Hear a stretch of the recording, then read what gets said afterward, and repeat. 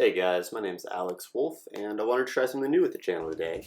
I'm going to narrate a round with Chris. Chris is a blue belt and one of my favorite people to roll with. One of my goals of showing this round is to show you how you're supposed to roll and how you're supposed to roll with different people, or maybe with injuries or with age. So we started off pretty quick. Chris pulled guard. I have been favoring more of a leg ride style of passing. I don't normally go knee ride, but with Chris I tend to be kind of flighty because he's so strong. One of the things you'll notice though is that even though Chris has a huge size advantage, he doesn't really use it that often. He'll use it to get out of trouble occasionally or just to flex, but I think it would be really easy for either me to use all of my skill advantage or for Chris to use all of his strength advantage, and both of us walk away from that round going, man, guy's a jerk. But thankfully Chris is an amazing partner. You'll see right there with this half guard, I switched from a crossface to a reverse crossface back to a crossface, and that's because I thought Chris was going to try to take me over. So that reverse crossface is just a really good way to stop anytime the arm goes under your body. Be very patient in these kinds of positions. If you're stuck or you feel like you don't have a good option, it's okay just to sit for a minute. Now normally, I wouldn't advise going for legs on Chris. Very strong. Even if he just puts his weight on his foot, you're going to have a bad time. I'm even having to use all of my leg muscles here to keep him down. He wisely goes for a step over here, and I think about trying to force the issue and then decide to keep going and just come up for a top position here. Go for the J point, force the knee.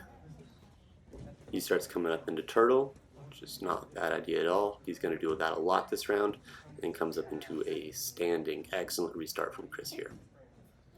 Chris is about to wrap my leg here as I step in, and it's normally a good thing. He's a little low, and I go for a hip sit here. I really like this position, and it's something you can just hold to cook your partner while they make better choices.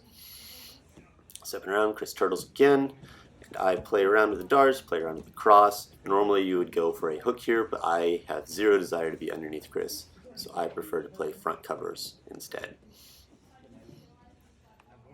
Chris again turtles. Chris sits to guard. I would have preferred him reset the position or stand up there, but it works out okay for him because I was getting silly with it. Even sillier, you're about to see me invert. Try to do a little dragon sweep here just because that's what I've been incorporating a lot into my rolls. Unfortunately, Chris kind of belly flops, but I'm able to keep him going over me and pull that position. Both of us are being very kind to each other here. Chris does a weird little leg wrap. I step out. We're having a good time. Reset. Come back in. Grips to legs. And you'll see I drop my hips again. I've been really favoring this style of passing, keeping my hips very heavy on the knees, and it allows me to backstep either side or continue walking up the legs. I really wanted the Dagestani, grabbing that wrist there, but instead I elect just to cook the legs and keep some pressure off. I think I go to the front here in just a second though, with the little hip switch back step. Try stepping back over the legs, Chris wisely catches them, and we go back to front cover. Now right there, Chris could have escaped back mount if he had kept his back to the mat and scooted his hips to viewer's right, but because he came with me, he ended up in back mount. One of the things you'll notice there is that when we get submissions at Zev, we don't crank him. He respects that I have it, I respect him and his well-being, and so if I've got something, I'm going to let it go, and either we keep rolling or we reset the round.